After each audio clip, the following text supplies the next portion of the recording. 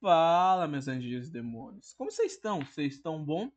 Eu me chamo Atreus e hoje trazendo react ao canal Piuí, O Labirinto do Fauno e o seu emblemático final. Filmes top 23. E o chat tá dando oi porque eu estou gravando isso daqui em live com eles. Eles vão participar do vídeo. Tem oi pro Cris, tem oi pro Arquila, meus dois moderadores de live, tá? Ou também meus servos ou meus filhos.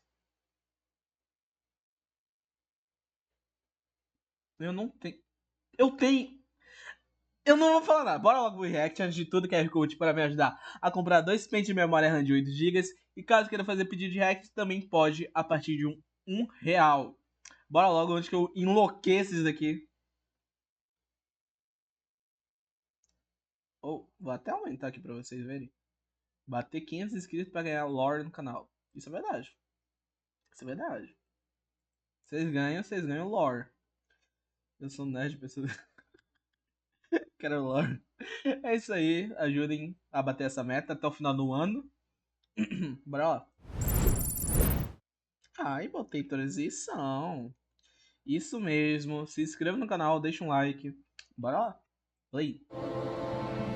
Olá, pessoas. Eu sou o Léo. Já travou tudo, mas é uma coisa maravilhosa. Todo mundo é apaixonado por pelo menos uma franquia que brinca com a fantasia. Seja Harry Potter, Crônicas de Nárnia ou até Senhor dos Anéis. E todo mundo também é apaixonado por pelo menos um filme baseado em uma história real de guerra. Pode ser o Resgate do Soldado Ryan, pode ser até um Pearl Harbor da vida. Todo mundo gosta de algum desses filmes. Agora, imagine pegar essas duas coisas tão diferentes que são a fantasia, uma história real, uma tragédia real e misturar elas em um só filme. Foi exatamente isso que Guillermo del Toro fez com o seu O Labirinto do Fauno. Filme que é considerado por muita gente como o melhor de toda a carreira desse diretor. Mas que muitas outras pessoas não entendem o motivo para tanta aclamação. Pois bem, é sobre esse filme que a gente fala hoje em mais um filme stop aqui do canal Piuí. O labirinto é difícil de resolver, mas o caminho do like é bem facinho. Na verdade, é só descer a tela e apertar. Ó, eu quero. Por quê? Tu quer 2 mãos na cara? Não, eu quero like. Tem 2 likes nas minhas mãos. O editor, que é um cara muito dedicado, botou. Muito. É verdade, por isso. Mano, vocês não prestam, velho. Qual é o melhor final da história do cinema? Essa é uma pergunta extremamente difícil de responder e até, vou dizer, impossível. Mas eu e o Léo aceitamos um desafio do Prime Video de elencar os 10 melhores finais do catálogo do Prime Video. Na verdade, assim, não é os 10 melhores. A gente meio que fez uma seleção de 10 finais que a gente acha bacana e acabou fazendo a famosa tier list dos melhores até os piores. E, na verdade, não tem piores, tá? Só tem uns não tão bons assim. Isso, Cris! Eu nem... Cris. Eu nem pra mim, caralho, Cris. Isso nada mais é do que um vídeo extra do canal Piuí, só que em outro canal, no canal do Prime Video. Lá a gente falou sobre vários filmes, como Seven. Deixa eu falar logo que vai ter. Pra falar a verdade, todos somos atrevidos, só tem 3 contas aqui fazendo. Caralho, nossa senhora! Tá. Batendo 500 inscritos, como eu já falei, é a meta pra mim e pro canal. Mas também, nessa meta, vai ter um vídeo mais explicando a lore sobre mim, tá ligado? Sobre minha persona, sobre o meu modelo. Vocês vão saber bem mais sobre mim. Também não esperem um mega vídeo elaborado, mas mais um vídeo conversa, uma conversa entre mim e vocês, de verdade, explicando mais, falando certas coisas sobre o meu personagem, e vocês vão descobrir.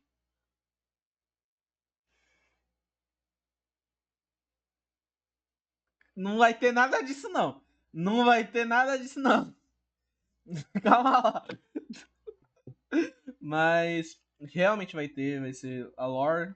Talvez shots. Leve de mãozinha, pelo amor de Deus. Eu não vou falar nada. Mas batendo 500 inscritos, o que pode... Deixa eu falar logo o que pode ter. Lore, live de jogos, tá? só dando um resumo, porque estão inventando calúnias aqui. Ah, não, meu rosto vocês descobrem. Silêncio dos Inocentes, Gladiador, Rock e muitos outros. Então, ó, o link tá aqui na descrição. Corra agora mesmo para assistir esse vídeo para você ver a nossa tier list e ver se você concorda com ela. Porque se você não concorda, lá tem a caixa de comentários que você pode xingar a gente e dizer que a gente não sabe de nada. Mas além de falar isso, por favor, comenta assim também.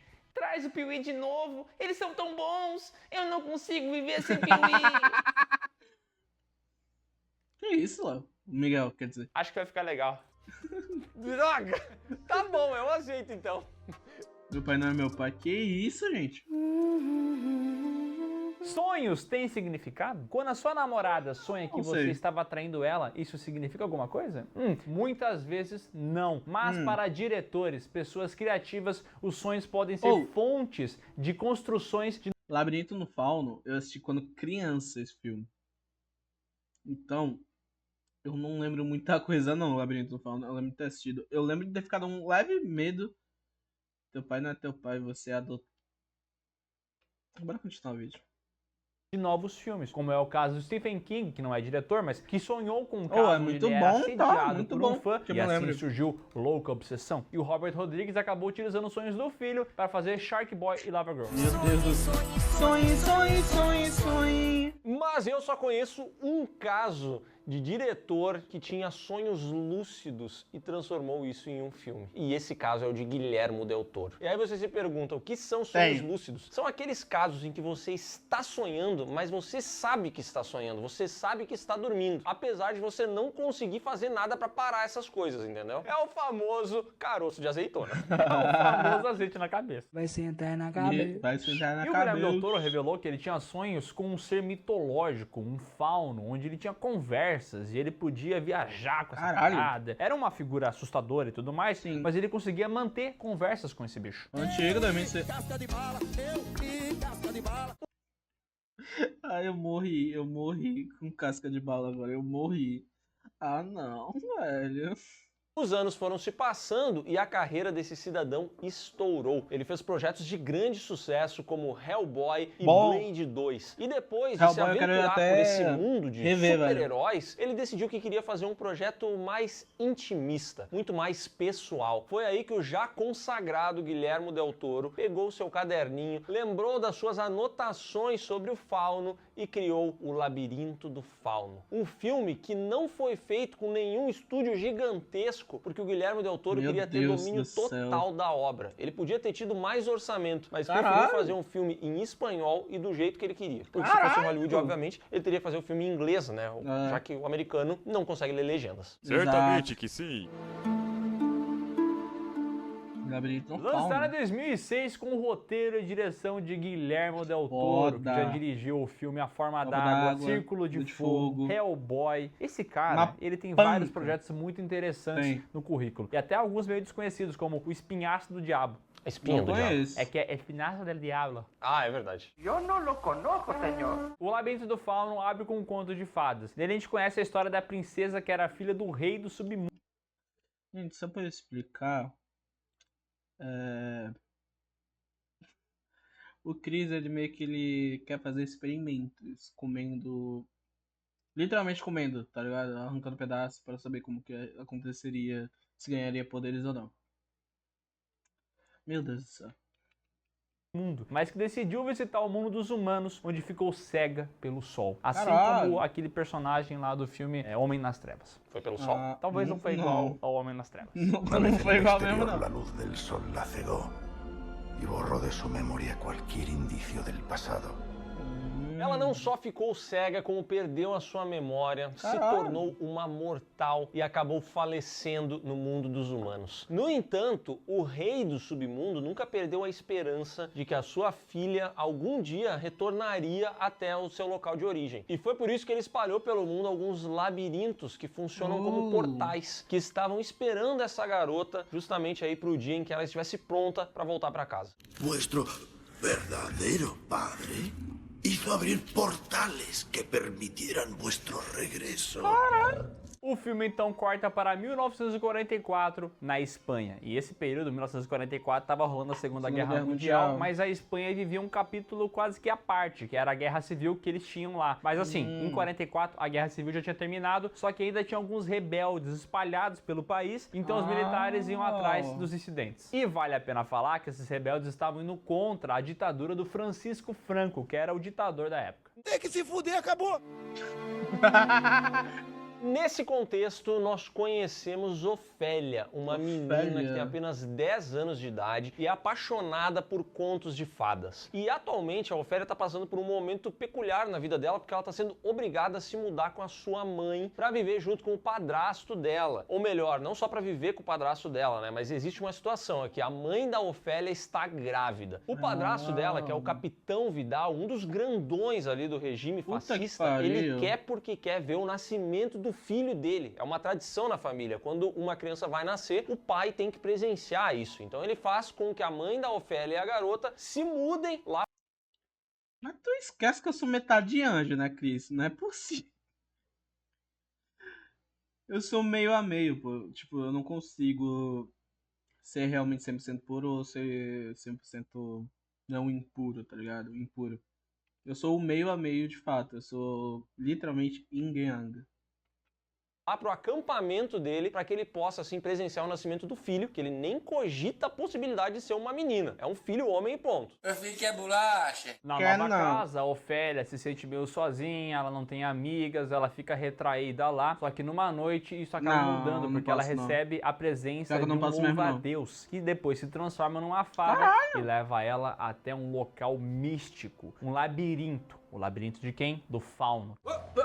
É uma criatura metade homem, metade bode, que começa a conversar com a Ofélia e fala que ela é a reencarnação daquela filha do rei do submundo. Só que tem um esquema aqui, tá? Pra ela provar que realmente é a princesa, ela vai ter que cumprir 3 tarefas. Se tudo isso der certo, aí sim ela vai se tornar imortal e vai inclusive poder voltar pra sua casa. Habréis de passar 3 pruebas antes de la luna llena. O Fauno então passa para ela a primeira missão, que é localizar uma antiga árvore e pegar a chave que está dentro de um sapo gigante que está localizado nessa árvore. Ela vai até o local, encontra esse sapo e acaba o envenenando com alguns escaravelhos. E aí o sapo é obrigado a cuspir e ele cospe fora a chave. Ai, que susto! Nossa, que sapão! Não só isso, ele para de sugar a vida daquela árvore, que era uma árvore muito antiga, mas que estava morrendo por conta desse sapo. A gente já vai falar sobre essas criaturas e como... Oi, Paulo, a gente tá gravando agora. Deem oi pro Paulo, pessoal do YouTube. O design delas é incrível, mas a gente tem que tirar o elefante da sala e citar uma parte meio negativa do filme, que é justamente o CGI de algumas criaturas. Boa parte das criaturas são feitas com efeitos práticos, mas o CGI, quando é utilizado, fica perceptível que é de baixo orçamento. Então esse sapão aqui não tem textura, não tem nada, né? É tudo computador essa porra. Pois é, o Guilherme Del Toro tentou priorizar os efeitos práticos, mas nem sempre é possível. Aqui não deu, então na primeira missão você já tem esse baque de ver esse sapo, e aí você já começa a pensar, puxa, mas será que vão ser todas as criaturas do filme assim? Felizmente não, mas fato é que acaba incomodando um pouquinho. Mas, sinceramente, pra mim, eu passo um pano, que eu também entendo que o filme tem esse aspecto um pouco mais lúdico, um pouco mais cartunesco em algumas decisões de personagens e tal, então acaba não me incomodando muito, até porque como de fato é um mundo extrapolado, né, que ela tá vivenciando, o mundo do conto de fadas, não me incomoda tanto, sabe? Ah, bom! Bom, e o grande destaque desse filme aqui são as alegorias que ele faz, né? Nesse momento a Ofélia entra numa árvore, essa árvore tem um formato ali de um útero, um canal vaginal, entendeu? Tem um problema que é esse sapo que tá tirando a vida da árvore. Essa é mais ou menos a mesma situação pela qual a mãe da Ofélia tá passando. Ela tá grávida e por conta da gravidez ela adoeceu. Então é como se aquele ser que está dentro dela estivesse tirando a vida dessa mulher. E a Ofélia, no meio dessa situação, por mais que ela se incomode com esse bebê que tá tirando a vida da mãe dela, ela sabe que lá dentro, no fundo, essa criança não tem culpa e existe algo de bom nela, assim como esse sapo tinha no seu interior essa chave dourada que ela tanto precisava. Aliás, alegorias não faltam aqui. A Ofélia perdeu o pai dela. Então toda essa história do rei do submundo, que quer a filha de volta e tal, é a forma como ela enxerga essa reconexão com o pai que ela já perdeu, entendeu? Ela acha que se ela fizer essas tarefas, ela vai poder voltar a ver quem ela amava. Me dê, babá. Acontece que enquanto a Ofélia foi fazer essa missão do sapo e tudo mais, a mãe dela foi vendo a sua saúde se deteriorar ainda mais. Ela quase sofreu ali um aborto espontâneo. Ela está pior Nossa, eu do que realmente não jamais lembro esteve. nada desse Então filme. a Ofélia começa a se afastar um pouco desse sonho de virar uma princesa, dessas tarefas. Ela começa a ficar muito mais preocupada com o estado de saúde da mãe dela. Mas é aí que ela encontra novamente o Fauno, e o Fauno entrega pra ela uma mandrágora, que é uma planta com vida. E essa planta com vida, quando colocada embaixo da cama da mãe, faria com que essa mãe fosse curada lentamente, desde que aquela planta ficasse viva também ali embaixo. Então a gente percebe que tem esse lance dela encarar talvez essa criança como alguém que está roubando a vida da mãe, mas ao mesmo tempo ela protege tanto a mãe quanto esse irmão dela, né? Habéis evitado la prueba. Que diabo é isso que tu tá falando, Cris? Mi madre está enferma. No es excusa para la negligencia. É isso aí, ela vai alimentando ali a mandrágora com um pouco de sangue, né? E a mãe dela, de fato, vai melhorando. Então a Ofélia começa a ficar um pouco mais tranquila. Em paralelo a tudo isso que vem acontecendo, ela também acaba fazendo amizade com uma das cozinheiras do local, a governanta ali de todo esse local, que é a Mercedes. Uma mulher que, além de trabalhar ali, também é uma rebelde. Então ela pega as comidas ali da despensa e ela fornece para os rebeldes. Ela dá informações para eles. Ela trabalha ali, mas ela é uma infiltrada. E ela odeia a outra governanta, a BMW. Em paralelo a isso, a dona Audi chega no rolê. E aí já era. Isso é uma piada bem gostosa. O Fauno novamente conversa com a Ofélia e dá a ela a segunda tarefa, que é recuperar a adaga de um tal homem pálido. Então ela tem que ter cuidado, porque se ele acordar, ele vai acabar com ela. Mas ele vai ficar adormecido. Se ela chegar lá na sala do banquete onde ele está sentado e não comer nada que tem naquela mesa, e olha que vai ter muita coisa gostosa, tá? Vai ter croissant, vai ter uma cuquinha de chocolate, Tem uma costelinha assada? uma costelinha e vou dizer mais, um galetinho primo canto. Nossa, Não tem como queria. resistir. Um galetinho primo canto. Se tiver galetinho primo canto, polenta frita e maionese, já era. Cagado de Acabou. fome. E tinha tudo isso, então quando a Ofélia chega naquela mesa, ela pega a adaga, vai vazar, mas quando ela olha aquela maionesezinha e aquele galetinho, Só uma mordidinha, ela pensa. ela pensa, bom, não vai dar nada, né? Ela vai lá e come. E o que acontece com o homem pálido? Ele acorda. Que fudeu.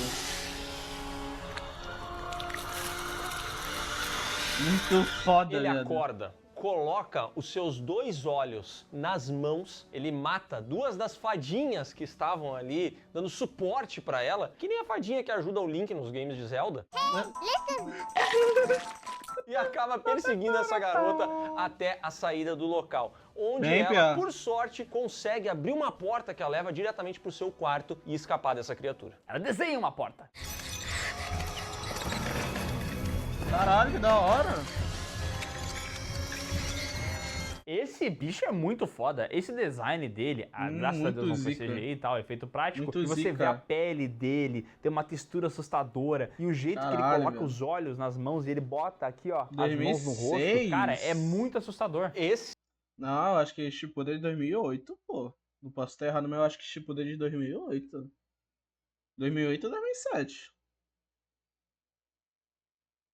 Deixa eu ver aqui, deixa eu confirmar. Se bem que, tipo, é 2007, pô, o filme de 2006.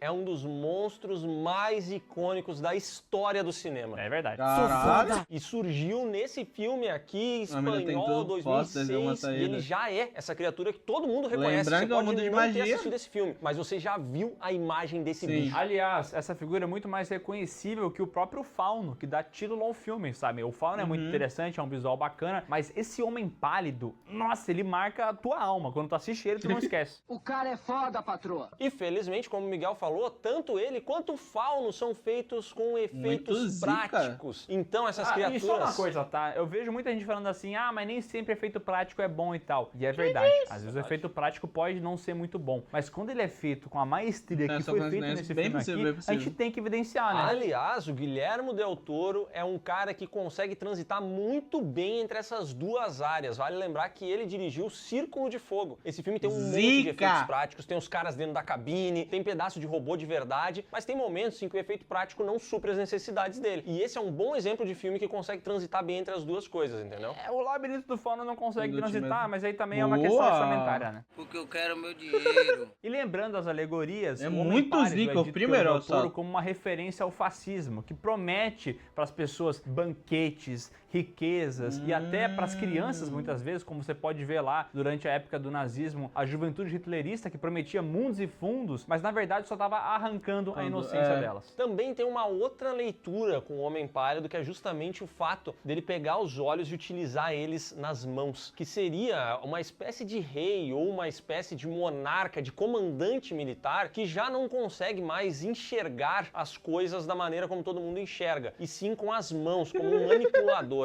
É uma pessoa que só consegue enxergar peças e vai movendo elas do jeito que bem entender. E é isso que ele tenta fazer com a Ofélia, mas não consegue. Não consegue, O né? primeiro e segundo de fogo é bom. Porque ela caiu em tentação, o galetinho pegou ela, mas chegou ali na hora final, ela conseguiu escapar, entendeu? Quando o fascismo oferece um galetinho com maionese e polenta, Vai tomar no cu, Cara, é Miguel. difícil existir um galetinho desse, tá? Primo Canto, não dá. Eu preciso comer, porra. Ofélia corre do Homem Pálido e vai até o Fauno com aquela adaga e fala, olha, completei aqui. Porém, o Fauno investiga e percebe que uma daquelas fadinhas acabou falecendo e pergunta pra ela o que aconteceu e acaba chegando à conclusão de que ela caiu em tentação, comeu o galetinho Primo Canto e o Homem Pálido veio atrás. E aí o Fauno fala, como punição, agora o seu espírito não vai poder voltar até a sua terra de origem, até o rei do submundo e tudo mais, você vai ficar na terra. Vuestro espíritu se quedará para siempre entre los hombres. Envejeceréis con ellos, Vocês aceitam se eu moriréis oferecer? como ellos. E como desgraça Caralho. pouca é bobagem, o Capitão Vidal segue matando uma galera. Aliás, esse filme aqui tem cenas fortíssimas que mostram ele capturando alguns rebeldes. Esse filme aqui não é nem um pouco infantil, por mais que ele tenha esse exatamente. negócio de Não contos é de infantil, fadas, isso eu lembro. alegorias e tal, de fábulas, ele não tem nada disso quando você para pra pensar no que você tá assistindo. Tá porque chorando, é um regime Paulo? Oh, meu fascista, Deus. o Capitão Vidal é extremamente violento, essa criatura, o Homem Pálido, ele é muito assustador, então ele não funciona pra criança. Esse filme aqui, inclusive, tem uma cena em que o Capitão Caralho. Vidal encontra um pai e um filho. E aí o pai fala assim, olha, a gente tava caçando foda, coelhos. E ele foda. fala, será que vocês estavam caçando coelhos? O Foda, cara pega os foda. coelhos e fala, ó, a gente tava caçando coelho, eu não quero invadir nada, não sei o que tá acontecendo, não vi nada. E mesmo assim, o Capitão Vidal obriga os homens dele a matar esses caras. E aí os homens começam a hesitar. Então ele vai, mata os caras, e a gente percebe que até mesmo o pessoal que tá abaixo do Capitão Vidal fica chocado com a maneira como ele age, sabe? Ele é completamente impiedoso. Eu vim da mais profundeza do inferno. E enquanto a Ofélia estava vivendo essas aventuras, ele conseguiu localizar os rebeldes, matar vários deles e capturar um como prisioneiro. Pra provar que isso aqui não é um filme infantil, tá? Esse cara capturado é gago. E aí ele começa a fazer perguntas pro cara, onde é que tá o pessoal, cadê o resto dos combatentes e tal. E o cara tem dificuldade de falar, porque ele é gago e tal. E aí, com requinte de crueldade, o Capitão Vidal fala assim, olha, eu vou te deixar escapar. Tu tem que contar até 3 sem gaguejar. Si cuentas hasta 3, Au. sin tartamudear, te puedes ir. Nossa senhora. Bien. E aí essa cena é extremamente tensa, porque o cara tenta, mas ele não consegue, ainda mais porque ele tá completamente assustado, né? Então o cara já gagueja naturalmente, e ele ainda tá assustado, ele não consegue falar, e é uma cena tensa, né? Nossa, Baita vacilo. cena. Esse diretor é brabo. Ele consegue fazer terror, ele consegue fazer fantasia, ele consegue fazer luta. Ele é um cara versátil. Esse gordinho é brabo. É uma pena que ele abandona metade dos projetos dele, mas quando ele se propõe a fazer, é muito bom. Muito obrigado. Aê, boa, Paulo. Ganhou. O homem, obviamente, não consegue escapar e começa a ser torturado incessantemente. E aí, entre uma torturinha e outra, o Capitão Vidal encontra a mandrágora embaixo da cama da esposa dele. E aí ele chega lá e fala, mas que palhaçada é essa? Quem é que tá mantendo uma árvorezinha aqui? Até porque ele não vê essa criatura viva. Ele vê ali um tubérculo cheio de fungo, um negócio asqueroso, uma batata, entendeu? E aí ele fala, ó, minha mulher, dá um jeito nessa tua filha. Não quero saber disso aqui. Que nojo. E então a mãe da Ofélia chega pra ela e fala, ó, ó, minha filha, não dá pra ser assim e tudo mais. E ela pega essa mandrágora e arremessa no fogo. Aí a Ofélia vê esse ser vivo morrendo, enquanto os humanos não veem nada, mas sentem. Porque no momento em que a mandrágora morre, a mãe da Ofélia entra em serviço de parto. Serviço de parto? Trabalho de parto. Trabalho de Trabalho. parto, Léo. Trabalho de parto? Eu tive uma filha e não sei. Pode ser pai, trabalho de parto. Trabalho de parto. ¡Se parece burro! Caralho, minha câmera bugou O agora. Capitão Vidal não é bobo, tá? Ele é cruel e inteligente. E ele percebe que estão roubando ali da despensa várias coisas, entre elas alguns antibióticos, que ele suspeita que é o próprio médico que tá levando pra alguém. Então ele percebe, ó, o médico também faz parte desses combatentes. E digo mais, a única que pessoa que tem a pariu. chave da despensa é a Mercedes. Então ele começa a conectar essas pontas. El día en que entraron en la bodega, con tanta granada y explosivos, el candado no estaba forzado. Juntando essas informações, ele vai atrás da Mercedes. Mas a Mercedes também é inteligente e percebe que vai dar ruim pra ela, pega a Ofélia e resolve que vai escapar daquele local. Porém, elas são capturadas e a Mercedes também é levada pra ser torturada. Só que ela é malaca, tá? Então quando isso vai acontecer, ela consegue pegar uma faca, se defender e mete faca no Capitão Vidal. A Caralho! Mercedes escapa dali, começa a ser perseguida pelos homens do Vidal, mas ela consegue se meter no meio da floresta e é localizada por vários rebeldes. Esses rebeldes, então, acabam ali com as tropas que estavam atrás dela e a Mercedes fica bem. O mesmo não pode ser dito da Ofélia, porque a Mercedes escapou,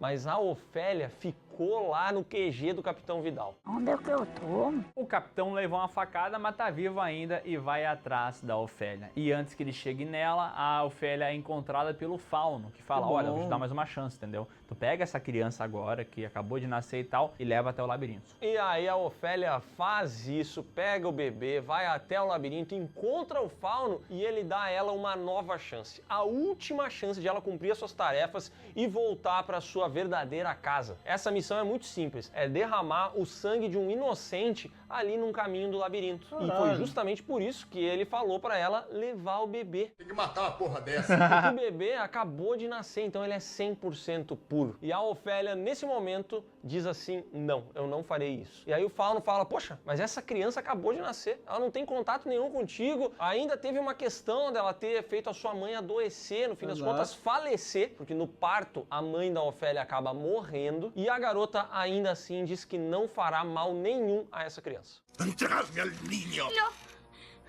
Mi hermano se queda conmigo. Só que nesse momento, quem chega ali é o capitão, que não enxerga o Fauno, enxerga só a Ofélia e o bebê recém-nascido, e ele acaba dando um tiro na garota, pega o bebê no colo e sai daquele labirinto. Sai do labirinto, ele é encontrado pelos rebeldes, que o capturam, pegam o bebê dele, e ele entende que perdeu essa batalha e fala, bom, já que eu perdi mesmo, só quero fazer um pedido aqui, tá? Diga pro garotinho quem que é o pai dele. Daí os rebeldes falam, não vamos falar não. E matam o capitão. Decirle a qué hora murió su padre. Porra!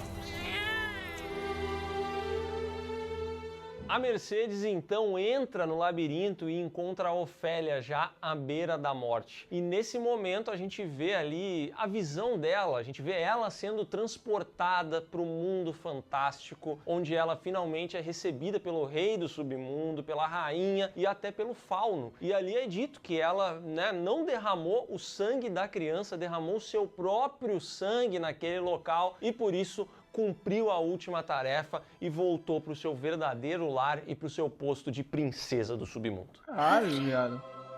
Habéis derramado vuestra sangre antes que la de un inocente. Esa era la última prueba, la más importante.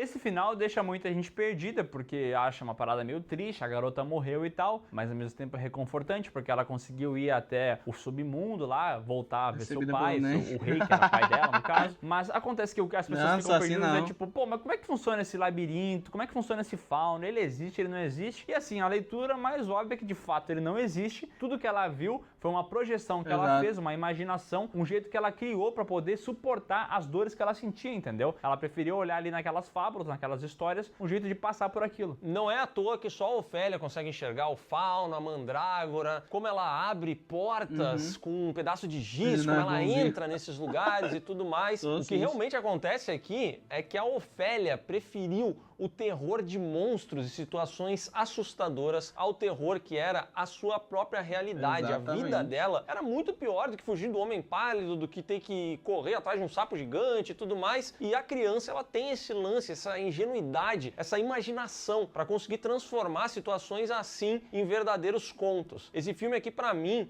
ele tem alguns momentos em que eu consigo traçar um paralelo entre ele e A Vida é Bela, aquele filme italiano que todo mundo detesta porque venceu o Oscar em cima de A Central do Brasil. Pra mim é melhor do que A Central do Brasil. Você é maluco, é? Caralho! Ele tem meio que essa parada de trazer esse lado mais lúdico da guerra, entendeu? De trazer um pai tentando fazer a criança enxergar isso. E aqui é o que acaba acontecendo com a Ofélia. Ela realmente fugiu daquela vida com o Capitão Vidal para ir para uma vida com o fauno, com o homem pálido e com esses medos que eram menores do que os medos que ela tinha no seu dia a dia. Bateu uma salva de palmas Caralho, aqui pro profissional. foda, velho. É real que de fato ela foi pro submundo? Nesse momento do filme é irrelevante, porque ela não existe mais na Terra. Tanto faz, na verdade, porque o que passou pra ela, o ato dela ter protegido o irmão, mesmo que o irmão estivesse roubando a vida da própria mãe, ela passou por cima disso e protegeu aquele inocente. Então, essa jornada, por mais lúdica que seja, no final das contas faz sentido pra ela, né? E tem muita gente que enxerga esse final como um final feliz, né? Tipo, poxa, ela conseguiu, ela virou a princesa, Só que, cara, esse é um final melancólico pra caramba, entendeu? Porque assim, se a gente for analisar cruamente a situação, ela morreu. Foi isso que aconteceu e ponto. Morri! Labirinto do Fauno custou 19 milhões e faturou 83. Não fez tanta grana assim, porque como a gente sabe, é um filme de língua não inglesa, americano não gosta de ler legenda, mas esse filme acabou ficando cult, então muitas pessoas começaram a assistir e recomendar. Aliás, esse filme é muito bem avaliado na crítica. As pessoas realmente amam porque a construção dele é incrível. Ele poderia ser um filme que se perde no tom, porque ele tá falando de criança, ele tá falando de fábulas, ele tá tendo essa parte da violenta em volta. Só um diretor com a sensibilidade que o Del Toro tem conseguiria fazer essa história funcionar, né? E esse filme aqui foi reconhecido desde seu lançamento, né? Ele foi indicado a 6 Oscars, acabou levando 3 pra casa. Uma coisa totalmente inusitada pra um filme lá em 2006, espanhol e tudo mais. Mas como o Miguel falou, o Del Toro aqui tem provavelmente o trabalho... Mas, essa porra, né? Como é Segunda Guerra, tá ligado? E ali era uma guerra entre rebeldes. Isso é foda, mano. Prefiro morrer do que viver aquela guerra. A gente vê muito isso de fato, tá ligado? Onde a pessoa já vive em uma extrema desgraça e ter que aguentar por outras coisas piores que aquela que ela já vive. Pessoas realmente buscam isso, tá ligado? Prefere morrer do que continuar a viver essa vida. É bem pesado, bem pesado. Caralho, pesado pra caralho, Paulo, isso. Ainda mais, tipo, no meu caso, vivi 18 mil anos, né? Que eu já não vi de guerra é sacanagem, mas... Porra. É um bagulho surreal, tá ligado? Tu olha pra trás e tu vê tudo que o ser humano é capaz de fazer. Sei lá. É bizarro. Bizarro. Mesmo que eu tenha metade demônio, eu não consigo reconhecer, tipo, a maldade que os humanos fazem. E olha que eu tenho um pouco de humanidade. O mais impressionante da sua carreira. Pode não ser o filme favorito de muita gente e tudo mais, mas o que ele fez aqui é uma obra assim, cara, é excelência, entendeu? É muito impressionante a realização de O Labirinto do Fauno. Eu vou dizer, esse filme, ele é tão redondo, ele é tão perfeito na proposta e tal, que ele é um filme nota 10, não tem o que falar. Esse filme é nota 10 e definitivamente é um filme top, como foi dito pelos caras do Piuí. Se eles falaram, tá falado, né? Não tem discussão daí, né? Não tem. Então é isso, pessoal. Se você já assistiu esse filme, comenta aqui embaixo a sua opinião. Se você gosta, se você não gosta, se você ficou muito triste com o final, ou se... Mudando de assunto, depois de muito tempo, Qual é esse cara que eu não conheço? Foda, Paulo, foda. Espero que consiga de fato. Pica, tá? Você até considera ele um final feliz. E não se esqueça de conferir os links que vão levar você para as nossas redes sociais, para as lives do Miguel e para o PeeWeeCast, podcast do canal Piuí, que está no YouTube e precisa ser assistido por você, tá? É considerada a grande obra do Piuí. O Piuí tem vários vídeos, mas a grande obra é o PeeWeeCast. Foda. Cara, eu gostei muito do vídeo. Gostei pra caralho. É como diz meu amigo Albertinho Einstein. Eu não sei como vai ser a Terceira Guerra Mundial. Mas a quarta vai ser com paus e pedras. Cara, a gente tá literalmente vivendo numa época onde tá rolando, se eu não me engano, 2 ou 3 guerras ao mesmo tempo. Falta muito pouco pra não rolar uma guerra nuclear. Falta muito pouco. A gente que mora no Brasil é afastado pra caralho já. A gente imagina assim, porra, a bomba é soltada na Rússia. Só bora imaginar, uma bomba nuclear é soltada na Rússia. Quilômetros de distância, né? A gente sabe, não imagina, mas a gente sabe que é uma grande potência, uma bomba nuclear. Cair na Rússia, a gente seria afetado aqui do Brasil, se não me engano. Ou regiões próximas do Brasil. Países próximos. Mano, eu não gosto nem imaginar direito isso, que é real, tipo, bad pra caralho. Muito bad. Só tento, tipo, realmente ver uma esperança pra humanidade. Que é difícil. Mas bom, só deixa eu ler aqui. Uma pergunta, de onde veio seu nome Atreus? É do apelido. No meu apelido. Um apelido mesmo. Mateus. Daí Atreus. Daí tanto referenciando o Atreus do God of War, como só um apelido. Isso quer dizer que uma hora a gente vai se destruir até não sobrar muita coisa? Exatamente. A gente já tá fazendo isso de qualquer forma. Vocês estão fazendo isso. Não vocês dois, mas vocês entenderam, o pessoal do YouTube. Ai, mas bom. É isso, gostei pra caralho do vídeo. Espero que vocês também tenham gostado, gente. Por favor, comentem, deixa o like, se inscreva no canal. Desculpa por ter deixado o clima meio pesadinho assim no final, mas é só uma reflexão de como vai ser a vida. E é isso.